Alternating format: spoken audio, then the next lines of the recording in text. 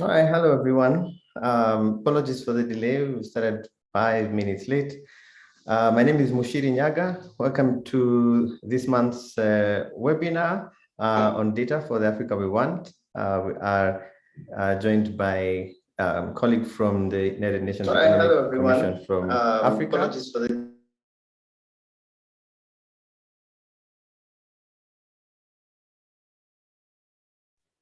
and technical glitches continue to haunt me. Mola, I'm sure you guys at UNECA never have to deal with this kind of stuff. You're used to perfectly working stuff. We are used to glitches. Yeah, well, I'm joined by Mola Hunagno. Do I say that right? I'm not sure if I've been mispronouncing your name. Almost there. You're almost there. Hunagno? Hunagno. Oh, it's Anya. Yeah. All right, excellent. I hope Amina and Victor, you guys are taking notes because there's going to be a pop quiz. Yes. On this. Excellent. So I'm joined by Mola from the United Nations Economic Commission for Africa, and he'll take us through a little bit of a new initiative by the UN system. I think it'll be worth your time to hear about. But before he does that, and to welcome you to this series, we've been running these webinars as much as possible on a monthly basis. Sometimes life gets in the way and we don't quite manage to stick to that sequence. But if you visit our YouTube channel, you will see some of the recordings from the previous events. So feel free to jump in there and have a look at the amazing people, amazing conversations we've had before. Once in a while, we host a Twitter space. We've done one. We'll do another one soon, and we'll be doing more of those. So if you don't already do so, please follow us on Twitter. We are at LDRI Africa.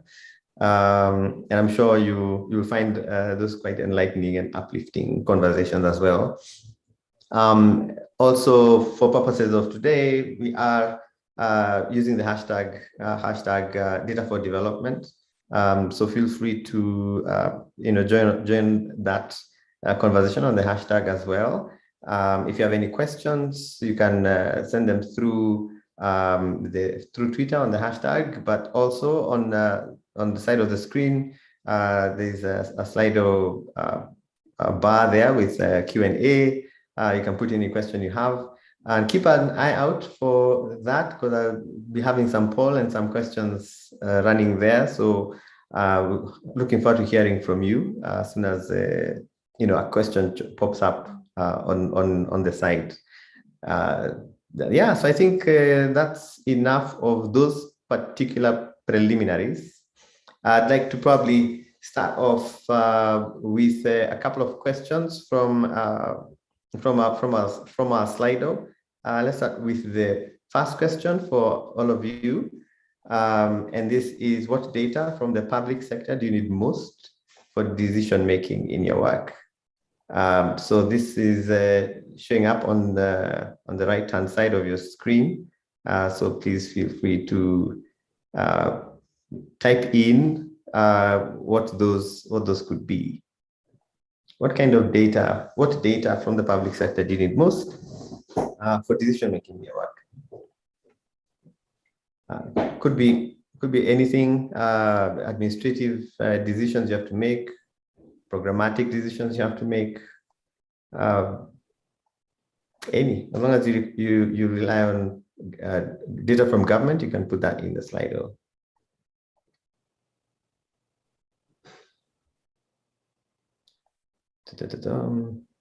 I know I rely quite a bit on some data I increasingly need from government for some things. And I'm sure colleagues in the public sector also need data from the public sector. So if you work in government and you need data that comes from other parts of government or from other governments, please feel free to jump in with those as well. So I see someone says up-to-date data. It's not too bad. Let me know what thematic area is covered by this data. Is it budget data? Is it disease prevalence data? Is it census data? People, places, things, money? So data on disease, I see that. So some health related data.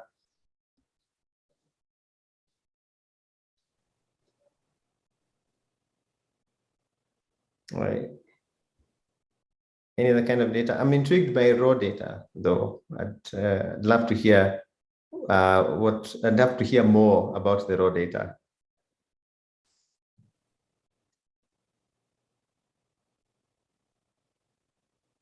Yeah, so some agricultural data there, some health data. This is good. All right.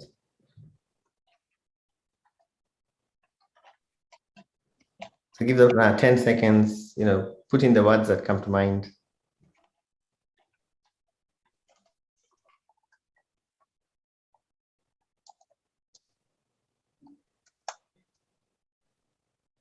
All right. And so to the next question.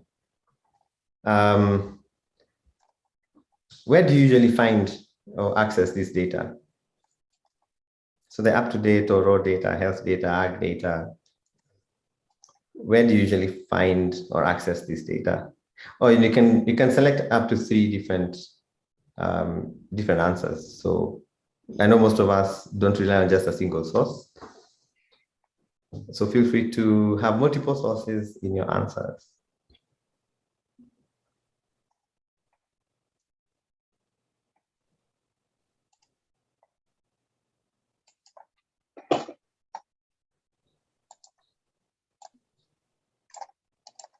Yeah, so once you hit that, you can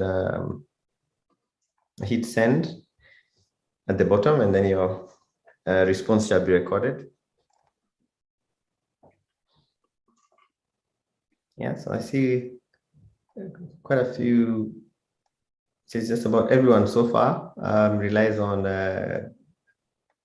government itself. So getting the data from the government or the ministry as seems to be a primary source.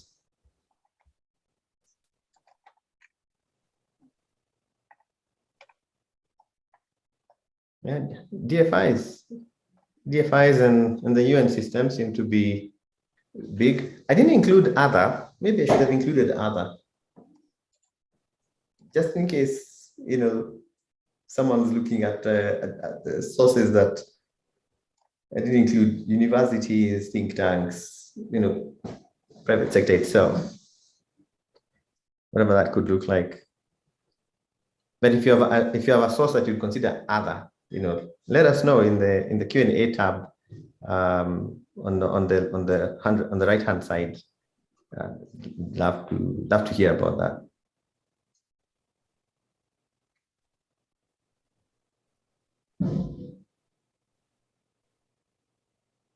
All right, so I'm seeing quite a few responses from DFIs as well, so the World Bank.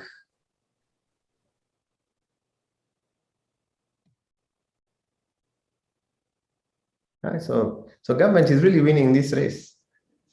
The race to provide data to people who need it for decision making. This is government's race to win. Excellent. All right. So this is interesting responses. Glad to hear. And of course, at some point, we'll be happy to hear what your experience is. You can include some of your thoughts in the Q&A section for this, even as we continue. And remember, you can ask any questions to either myself or Mola on that space as well. Right.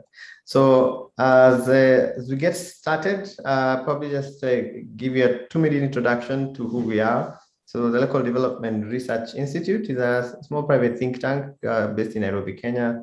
We are 6 years old, about to turn 7. We're about to go to grade 1. Yes, we're turning 7 years old in a few months. We work around two basic areas. Food and nutrition security is one big area, and the other big area is data for development. And these webinars are hosted under our data for development practice, specifically our Africa Open Data Network program. So you can find more information about that on our website. So enough of my plugs about us, about myself. So Mola is a statistician in the statistical department, data innovation and outreach section at the Africa Center for Statistics. This is the statistics institution of the United Nations Economic Commission for Africa. His areas of expertise include statistics, data analytics, data dissemination, modernization of statistical processes. He's associated with the International Association for Statistical Computing and the Ethiopian Statistical Association.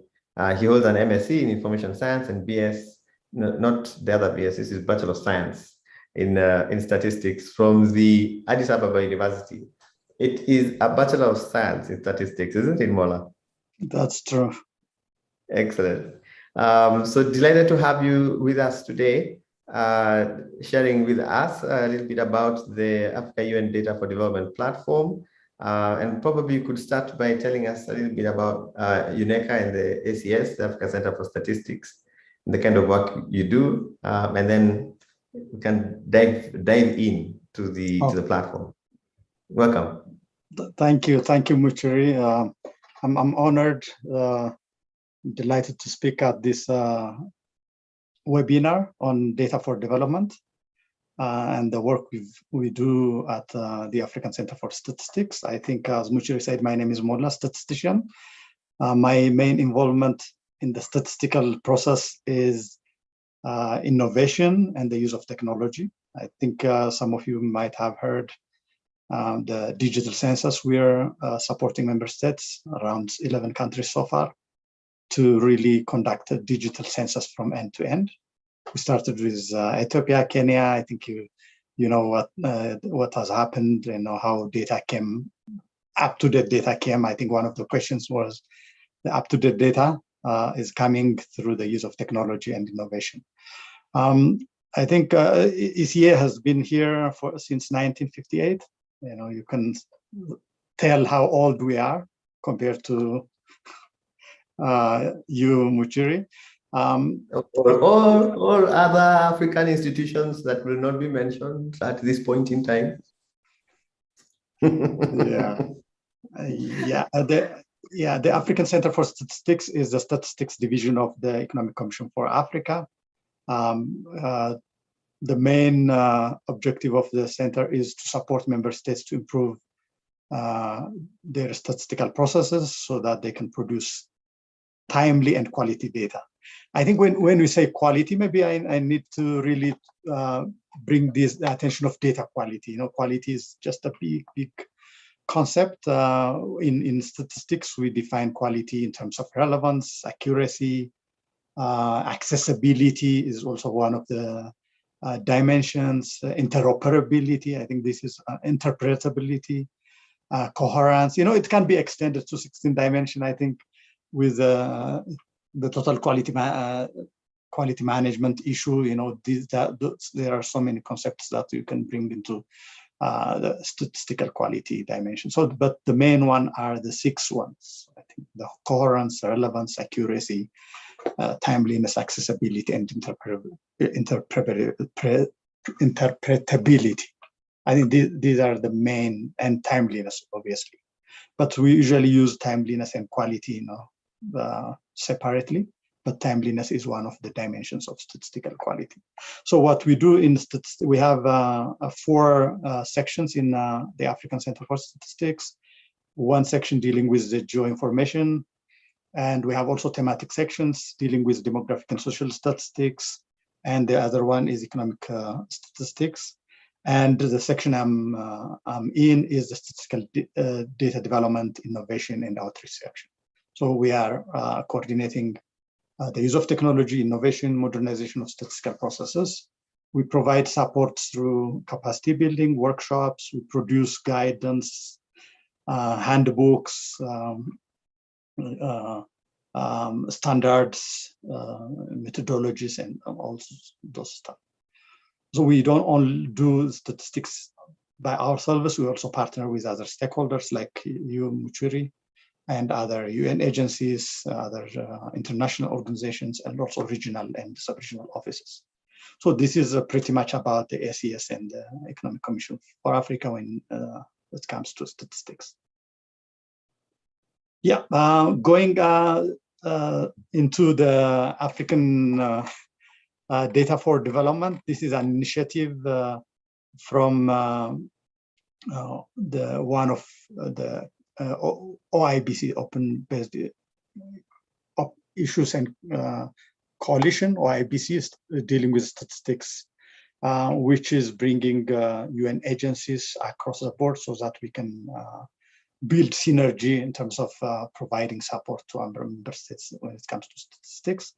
There are two initiatives in that area. One is to come up with an harmonized disseminating platform, socioeconomic data for Africa, focusing mainly on SDGs and Agenda 2063. That's how we started this Africa UN Data for Development. I think if you look at the UN offices, sometimes we look like we are, we don't like as a one UN system, because we reach out member states for the same data.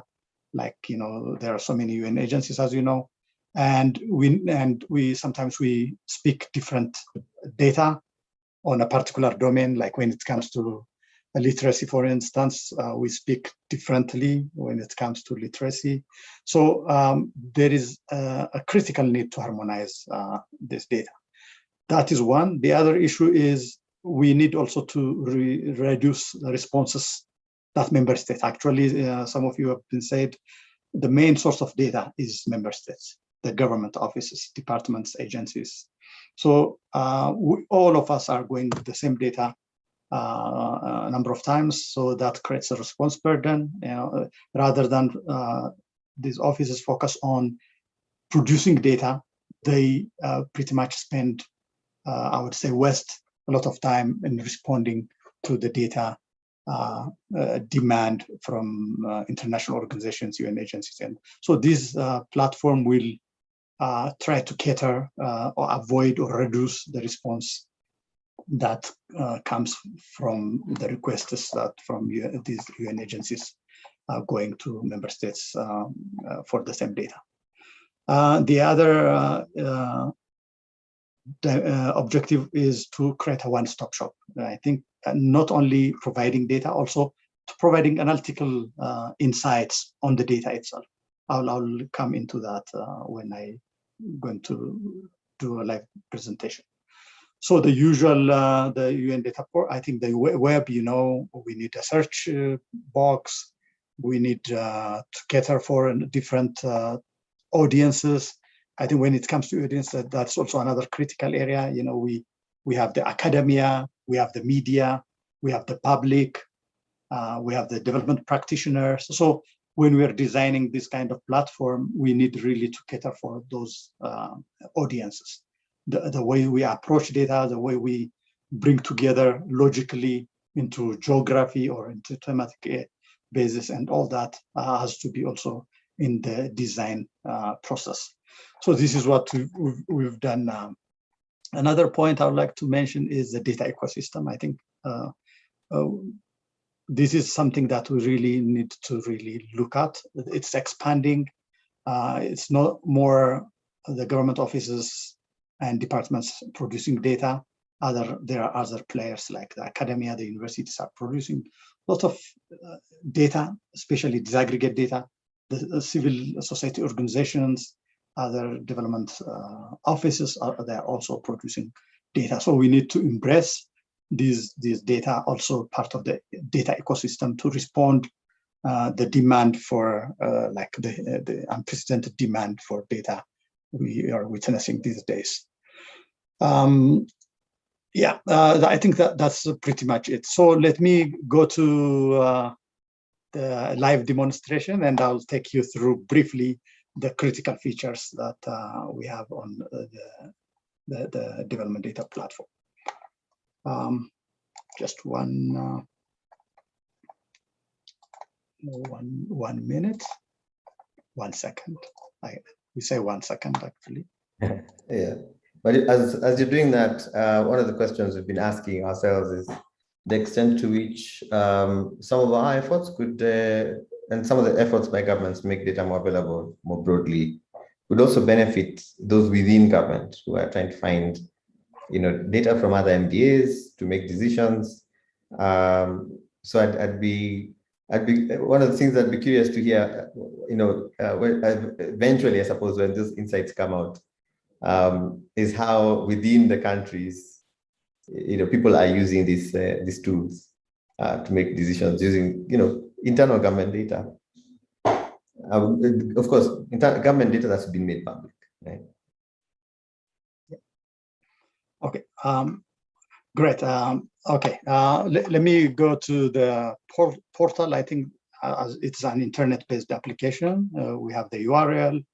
I hope you can also use Google search to find this data platform. We've registered it, but it might take a bit of time to come up like the top search. But with your involvement, I think once if there are many hits coming from users, I think it will eventually bring it to the top search list. So as I said before, we are trying to really break into sections, into thematic areas, and also into geographies. That was in the design concept.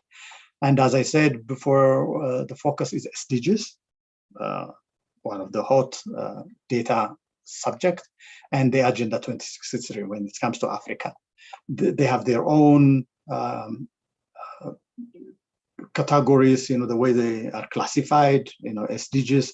We have the 17 goals, we have the 169 targets, and the 231 unique indicators. But we don't stop there. The unique indicators are subdivided into what you call series or disaggregations. So when we are speaking of a particular indicator, it can be broken down into many indicators. So I think one of the misunderstanding when it comes to SDGs, they are not only 231 indicators. There are many of them. In our assessment at one point, we came up with around 800 data series that speak to the 231 indicators. Like if you let's take 1.1, like poverty, eradicating extreme poverty. There is data at national level.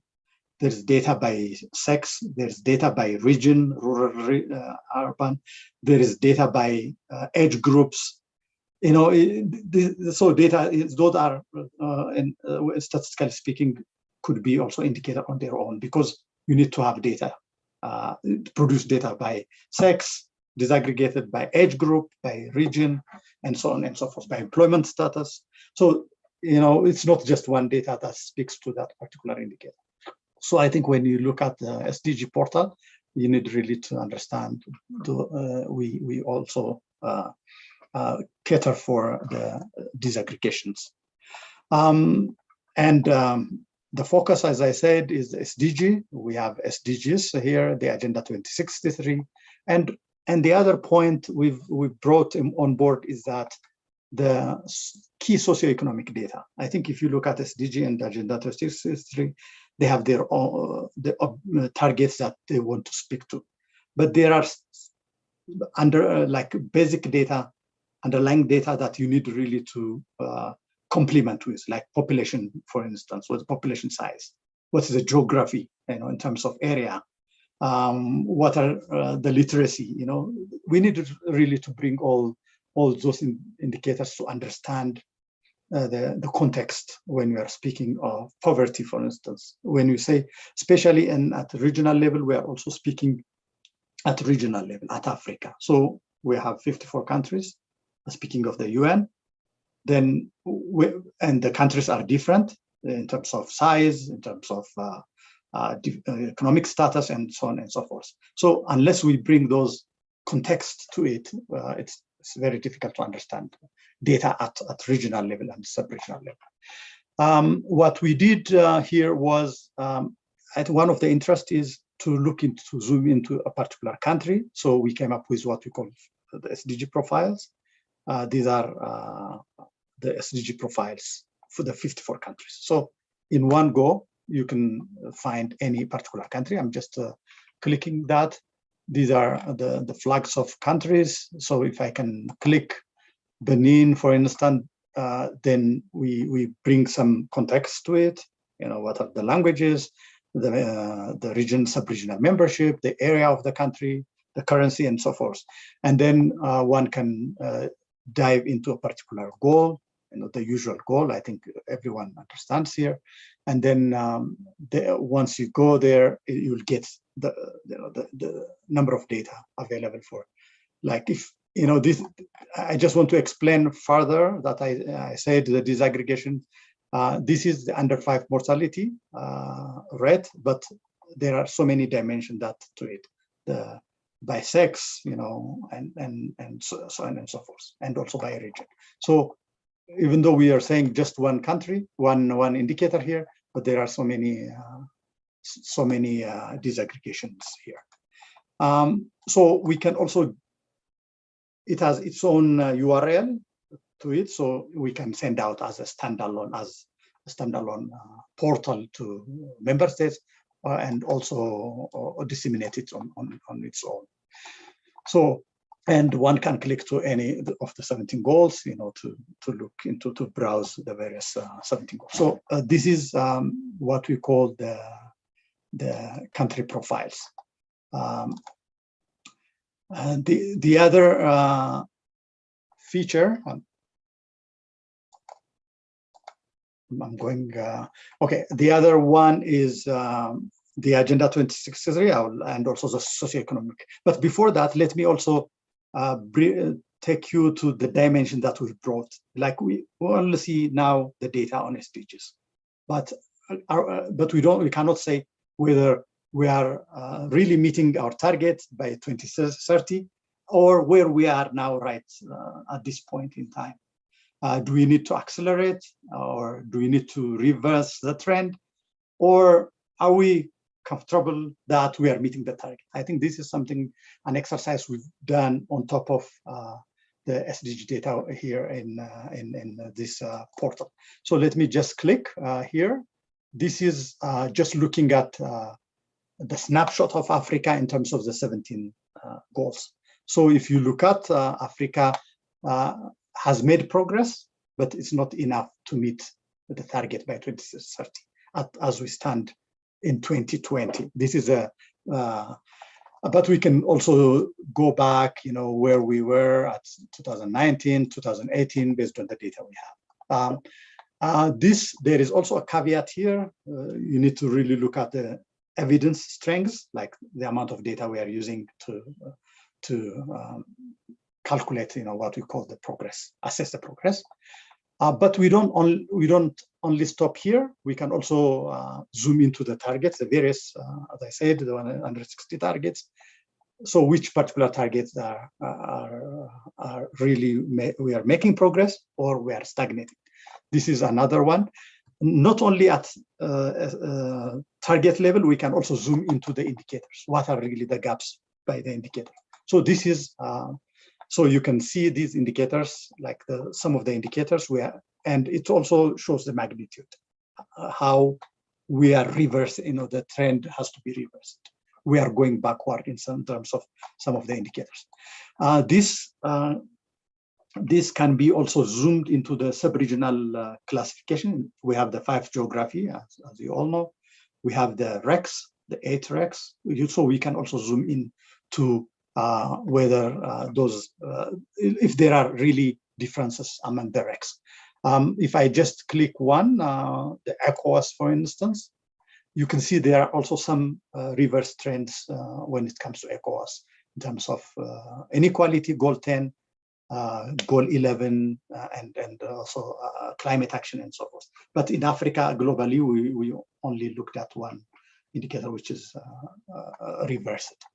Again, you can also zoom into a particular country here and also look at whether really those countries are really making progress or not.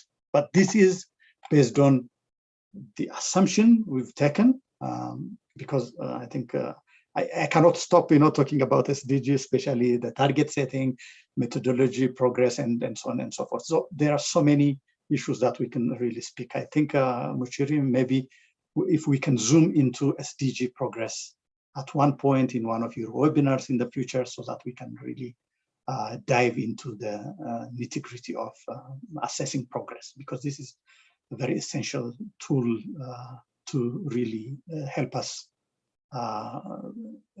formulate our policies and decide the economic and social policies in our member states in Africa in general. So another issue I'd like to point out, not only looking at the RECs, we have also the usual different characteristics of the African countries, like oil producing. Are they really making progress when it comes to SDGs? The landlocked countries, if there are some different situations that we need really to look at.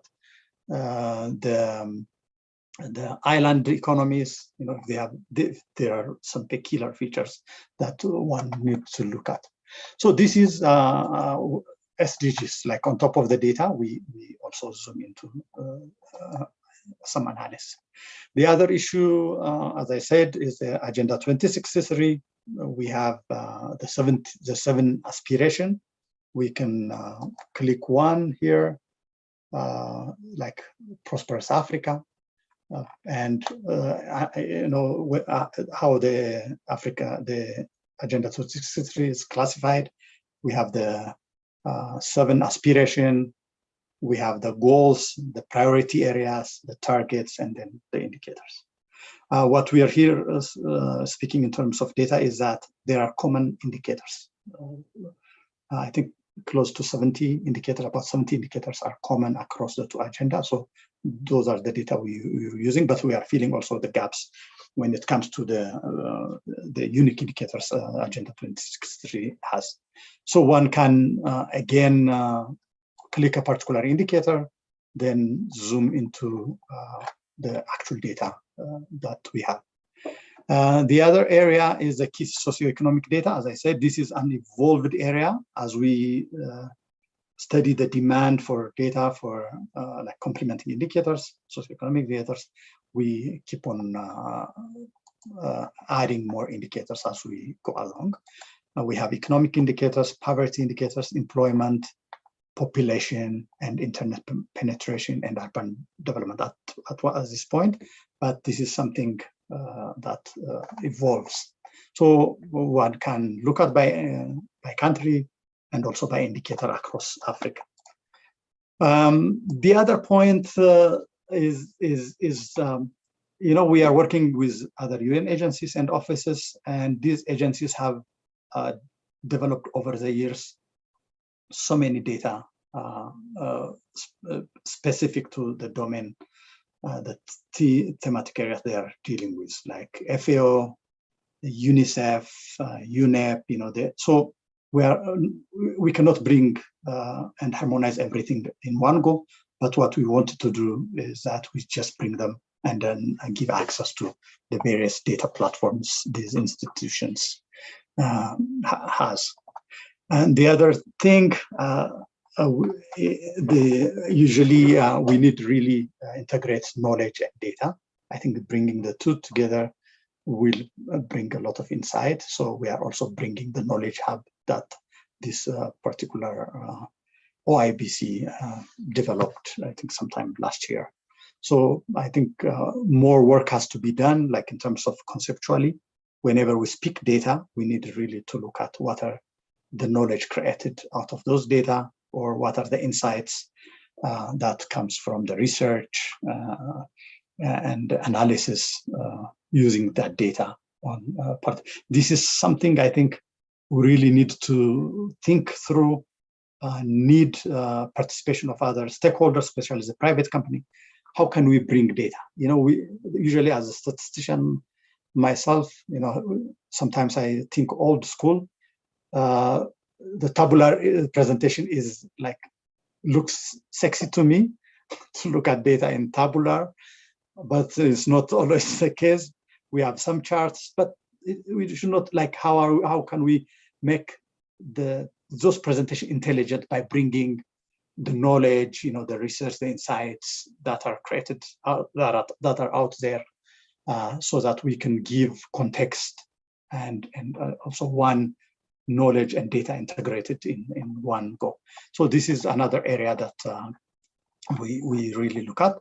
I think I would rather allow, another sub-regional classification. I think I said it in the tracking progress, but in terms of also data presentation, there are some interest to look at a particular sub-region or classification. So we also bring the data into that context.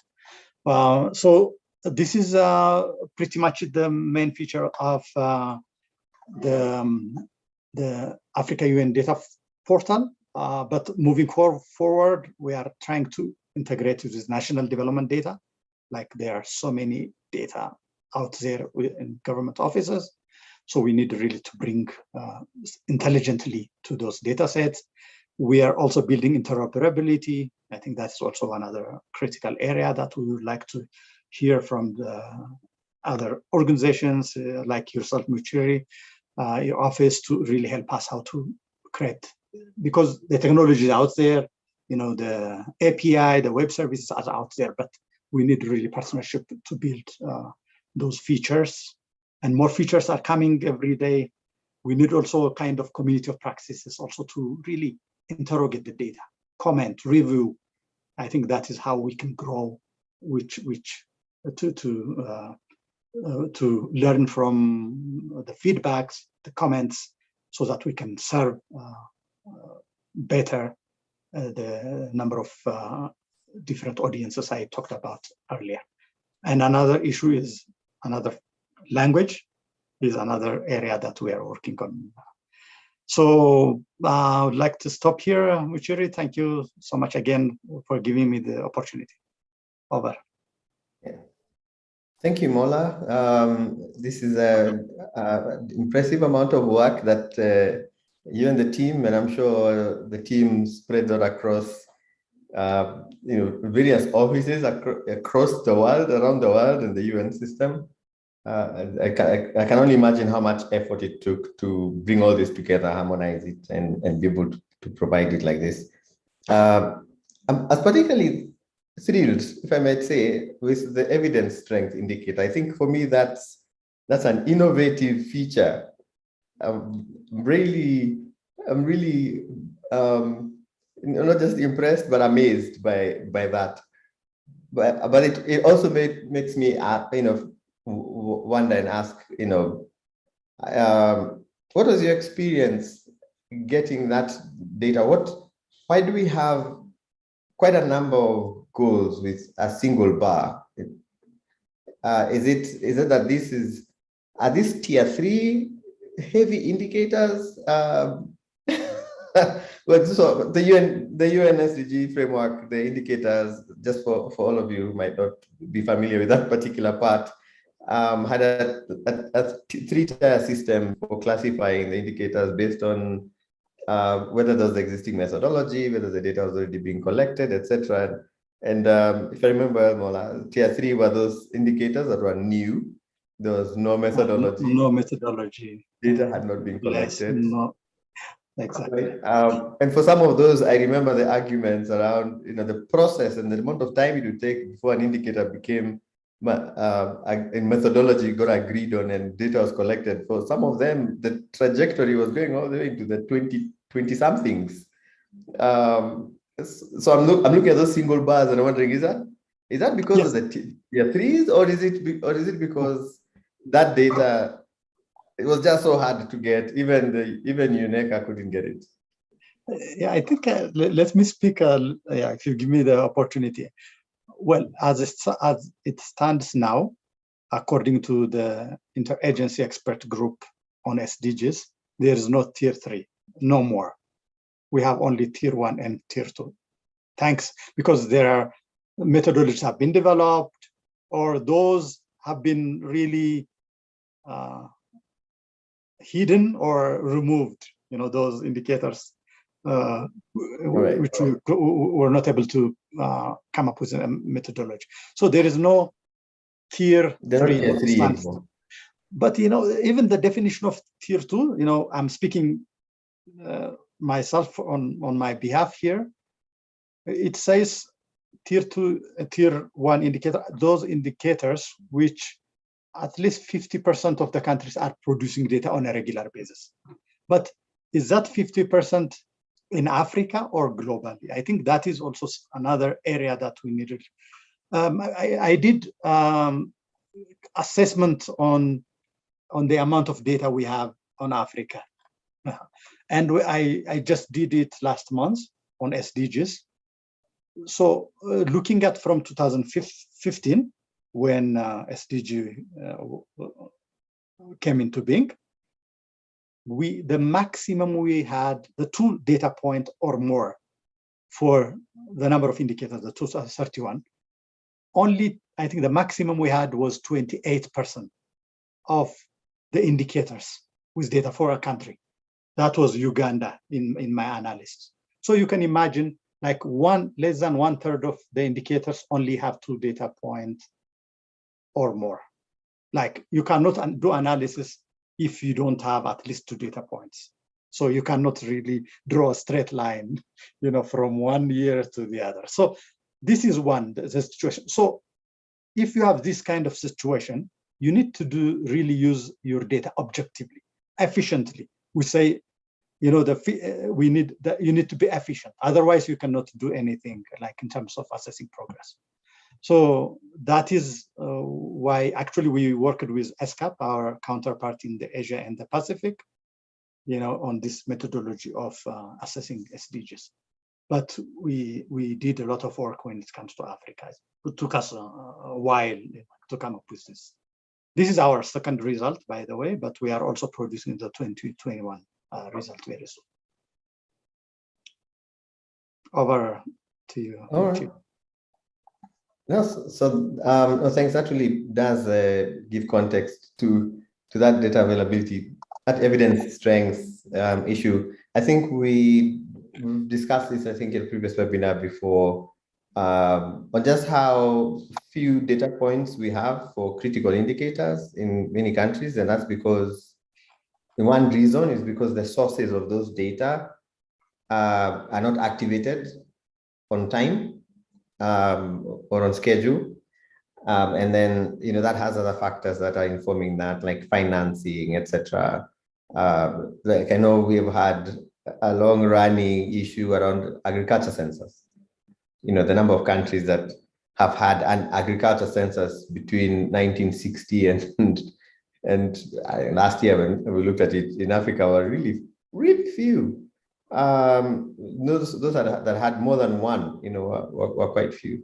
And I think maybe that really gives credence to the efforts that partners are doing, like the 50 by 2030 effort to try and get countries to do as much as they can to close that data gap. I think, yeah, so my second question, which I'm hoping, we can have questions from the audience. So people, remember, you can place your question on the right-hand side of the screen where the Q&A is. Yes, someone has asked if ecstats.uneca.org is live.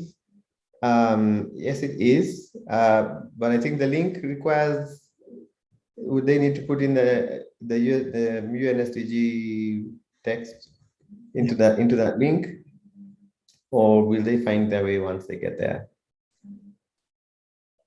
I can put it on the chat box. Okay. Yeah. All right. So that's that. What's in terms of the kind of work that you've gone through to do this, put this effort in place? We're talking about the data for the Africa we want.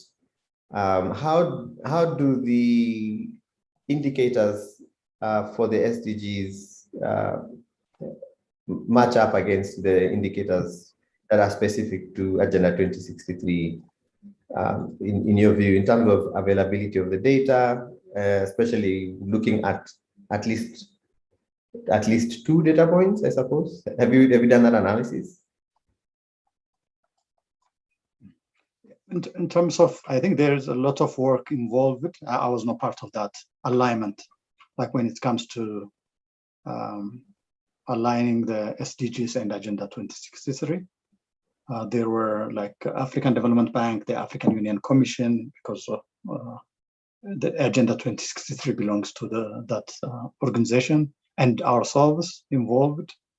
And there were a series of meetings, analysis, to look at goal level, how are they linked or related, then they came to target and then boiled into the indicators.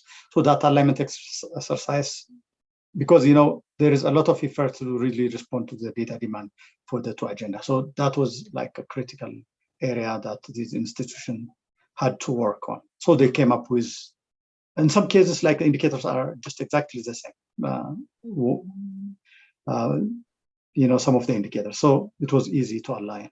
So, but there is a bit of compromise also in terms of alignment. So sometimes you don't really say this is aligned well, but some alignment involved. So speaking of one indicator could tell a little bit about the other. So that alignment exercise, I think, has been going on, but there is always a revision as we go along. But there are also unique indicators in both agendas to speak to the particular agendas. So those are managed by the respective. We as part of the UN system, we mainly focus on SDGs, and the AUC is focusing on the Agenda 2063. Right. I've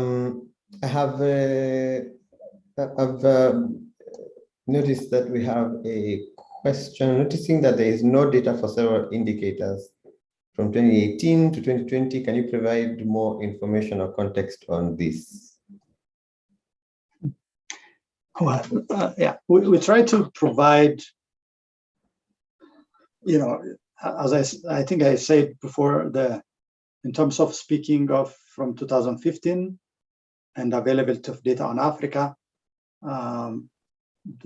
we have, I think, I have the number with me. The maximum indicators we have for a country was 70 indicators out of 231, which is less than a third of the SDG indicators. And as Muchiri said, traditionally, we need to run surveys, censuses to produce data.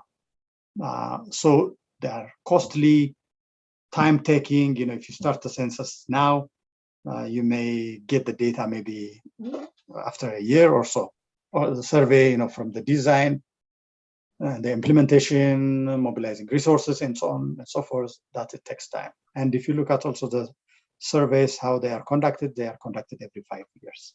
So if we have survey DHS, for instance, this year, so we expect the next data to be released in 5 years' time. So this is some of the issues. But we don't, like when it comes to SDGs, we don't stop there. We have models. We are working with other organizations, like modeling, estimating, to provide some data, like to fill the gaps. So there are also data out there. Then as we see data gaps, we reach out what we call the custodian agencies. I think what custodian agencies, when it comes to SDG, they are authoritative agencies speaking of a thematic area, like FAO, as I said before. So they are the one dealing with these countries. What are the methodology, the instrument to be applied to produce this data, or what are the, they have to agree with countries before this is published. So these are the situations. Data is not really, it's a public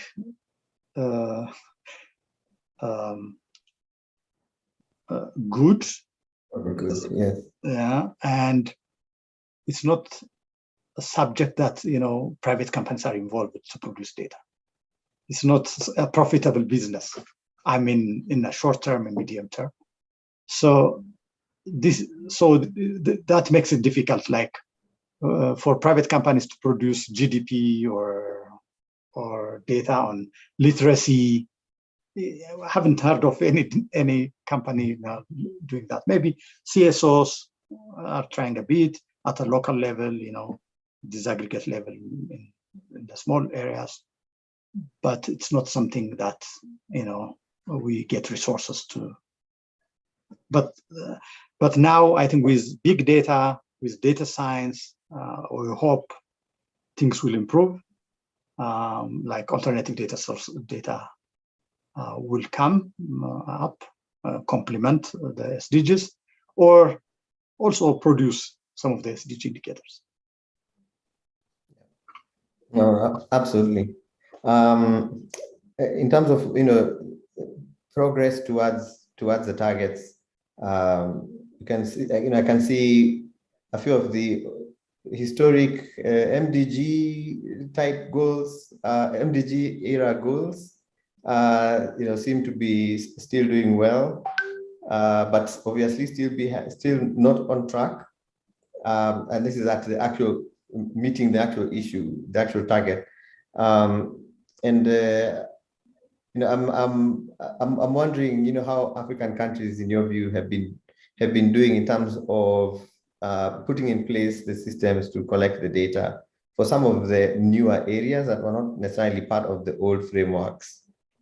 We're in 2021 now, 7+ years in, 6 years in. Climate action, looks like, insufficient indicators issue. Something like decent work doesn't seem to have moved much. Inequality is an old problem. Some would argue a wicked problem. Has a fair strength of evidence, very little progress on the other side. And I know some of these things are affected by a number of other areas, like goal 16, for instance, has an impact on ability to achieve, just about any of those. But in your view, have you observed, are there any countries that stand out for you? Maybe that's what I'm looking for, that, are really putting in place innovative measures to close the data gaps for the newer goals that were not part of historic MDGs, etc. frameworks? Yeah, well, I think one area that stands out is embracing data science and big data. I think countries are developing policies, frameworks to tap into the alternative data sources. I think Rwanda is one of the countries that they have policies around data revolution, big data, and also establishing a system, a framework to tap into these data sources, potential of big data. As ECA as well, we have also developed a data science campus to really bring data science capability on the continent. This is in response to the data challenges, especially those the areas you mentioned. Sometimes, we've never heard of those indicators before, and they are not part of the statistical system, like the surveys, the number of surveys and censuses we are. And the other issue is we are going digital, like the use of digital, so that will really improve data quality and also timeliness.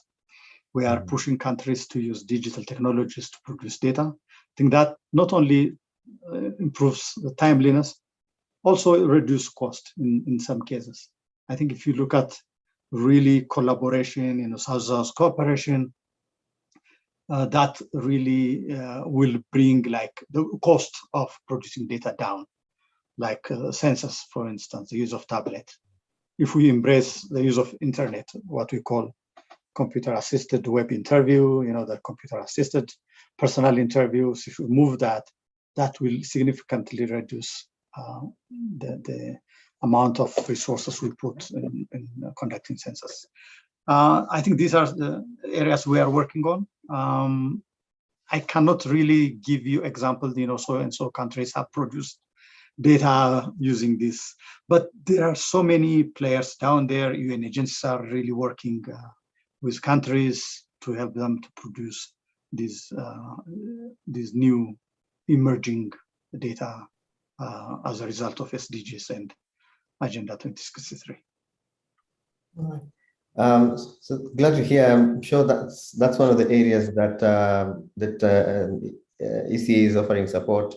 And someone's asked that, and I know the data science campus is one of those areas that is a resource that is being tapped into by NSOs, National Statistics Offices, to build their capacity around data science, etc.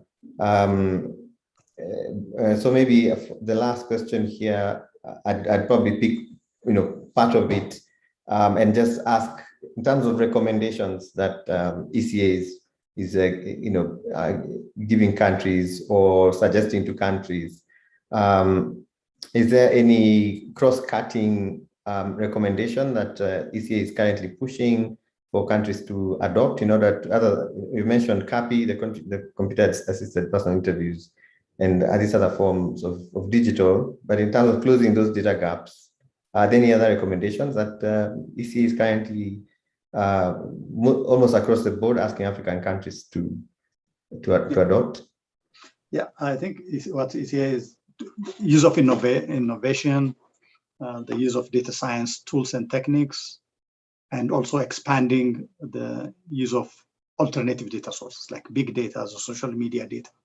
That will help. That's what we are also pushing from the ECA side for our member states to come up with policies, modify the statistical laws to tap into these data sources, and additionally also expand the ecosystem, the data ecosystem, especially come up with disaggregate data at smaller geographies or specialized population groups.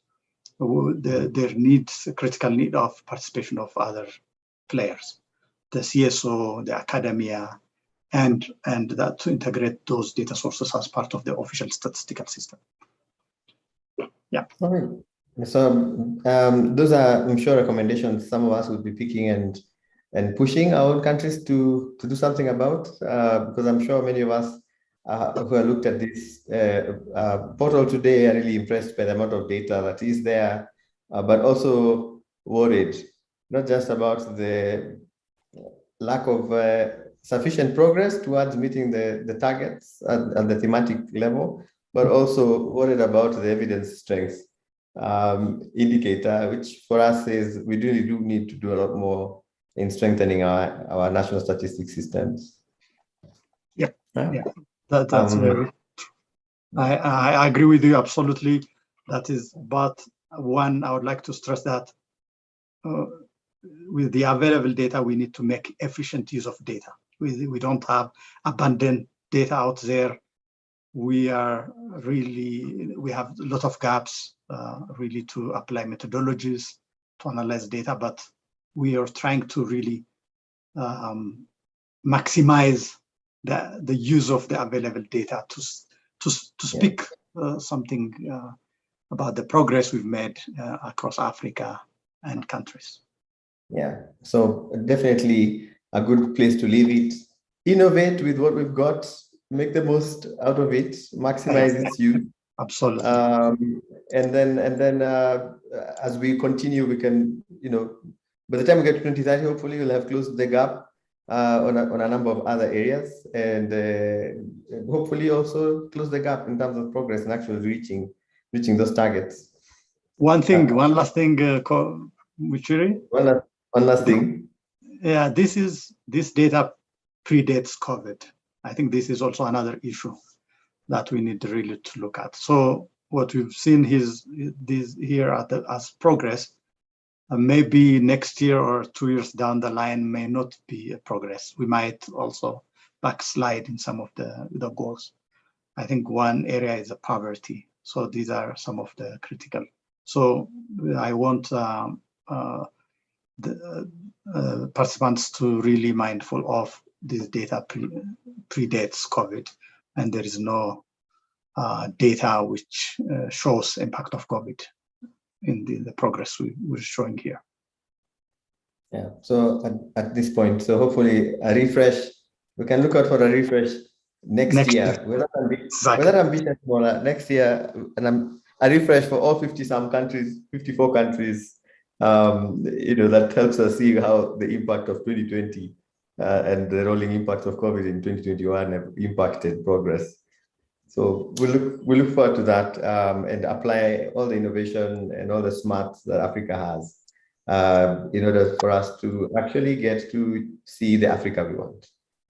So we'll leave it there. Thank you, everyone, for making time to join us today in this conversation and to see this amazing piece of work by the UN system led by UNECA. The portal is live. You can visit it and see the content there for yourself. I'm sure ECA is open to collaboration on use and innovation and amplification of this. So feel free to reach out. I'm sure Mola and his team would be delighted. I know we will be reaching out because we do want to do some deep dives. And we do want to see how to connect this work with other work that's being done by other stakeholders.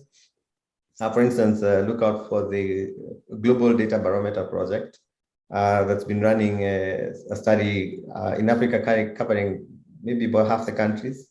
It's not full coverage, but that might give us a little bit more context and insight on data governance and data capacities that might signal, where some of these investments, going forward might need to target.